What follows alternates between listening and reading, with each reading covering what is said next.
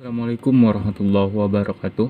Perkenalkan, nama saya Erpin Ardianto, NIM 2018 03 012. Baiklah, pada kesempatan ini saya akan sedikit mempresentasikan, yang dimana presentasi ini merupakan tugas akhir daripada mata kuliah Mekanisme Keuangan Syariah dengan dosen pembimbing Ibu Uswatun Hasanah, Magister Ekonomi. Baiklah, kami akan menjelaskan tentang qard dan qardul hasan. Baiklah, yang pertama itu kita ketahui dulu, yaitu pengertian qard dan qardul hasan. Yang kita artikan dulu yaitu qard berarti potongan, sedangkan pengertian secara terminologi atau secara istilah berarti pemberian harta kepada orang lain yang dapat diminta kembali dengan jumlah yang sama, atau dengan kata lain meminjamkan tanpa mengharapkan imbalan atau tambahan. Kita flashback lagi, kita perjelas lagi.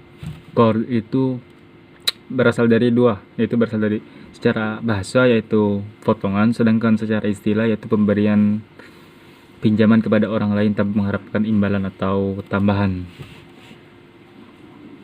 Yang kedua itu tentang yaitu qardul hasan, yaitu berasal dari kata hasan yang akar katanya ialah ihsan, yang artinya kebaikan.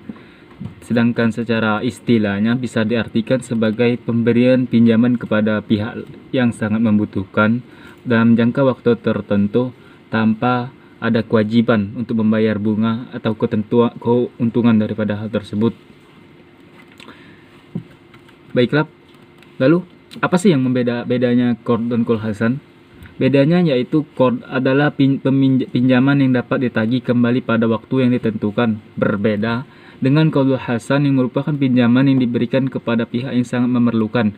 Jadi, ketika seorang yang melakukan qardul hasan, maka peminjam tidak diharuskan mengembalikan pokoknya apabila dirasakan benar-benar peminjam tidak mampu untuk mengembalikannya. Sehingga qardul hasan ini bisa diikhlaskan atau dijadikan dengan sedekah.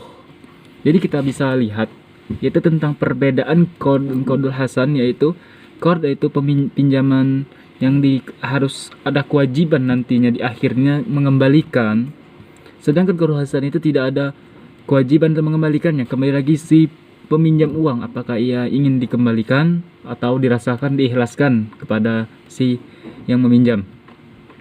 Dasar hukum qard dan qardul hasan yaitu dalam Al-Quran, dalam yang pertama itu dalam surah Al-Baqarah ayat 245, yang artinya siapakah yang mau memberi pinjaman kepada Allah, pinjaman yang baik, menafkahkan hartanya jalan Allah, maka Allah melipat gandakan kepadanya dengan lipat ganda yang banyak. Dan dalil yang kedua yaitu dalam surah Al-Hadid ayat 11, yang artinya siapakah yang mau meminjamkan kepada Allah pinjaman yang baik, Allah akan melipat gandakan atau balasan pinjaman itu untuknya, dan dia akan memperoleh pahala yang sangat banyak. Itulah dalil hukum qard dan qardul hasan.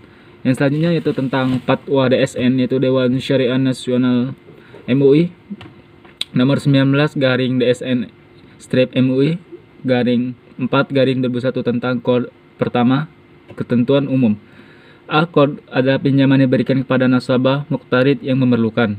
B. Nasabah al-qard wajib mengembalikan jumlah pokok yang diterima pada waktu yang telah disepakati bersama. C. Biaya administrasi dibebankan kepada nasabah. D. LKS atau lembaga keuangan syariah dapat meminta jaminan kepada nasabah bila mana dipandang perlu.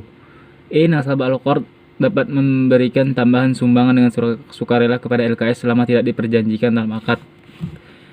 F. Jika nasabah tidak dapat mengembalikan sebagian atau seluruh kewajiban pada saat yang telah disepakati dan LKS telah memastikan ketidakmampuannya.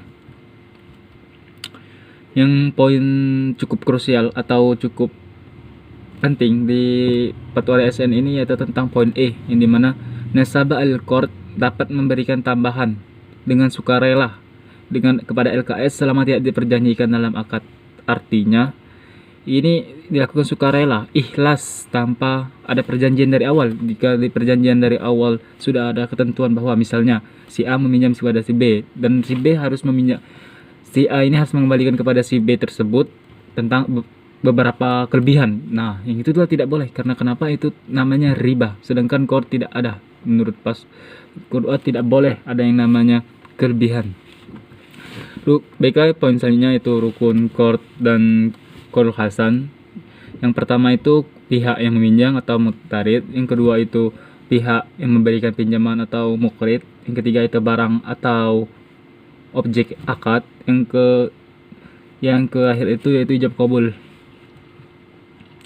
Baiklah, di poin F pada Kode SN MUI nomor 19 tahun 2001 tadi telah disinggung tentang bagaimana jika si peminjam tidak dapat mengembalikan uangnya tepat waktu, maka akan terdapat sanksi, yaitu satu, dalam hal tidak menunjukkan keinginan mengembalikan sebagian atau seluruh kewajiban dan bukan karena tidak kemampuan, LKS dapat menjatuhkan sanksi kepada nasabah.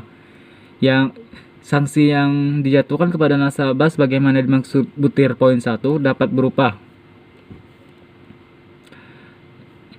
berupa seperti denda dan tidak terbatas pada penjualan barang dan bisa penyitaan terhadap barang jaminan yang telah disepakati.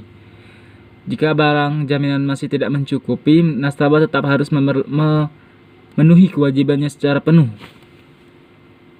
Sedangkan kenapa sih qaulul hasan tidak ada sanksi? Karena diperjelaskan dari awal. Qaulul hasan merupakan kebaikan yang dimana sama seperti kita bersedekah. Kita hanya meminjamkan uang dan kita tidak menginginkanlah kembaliannya.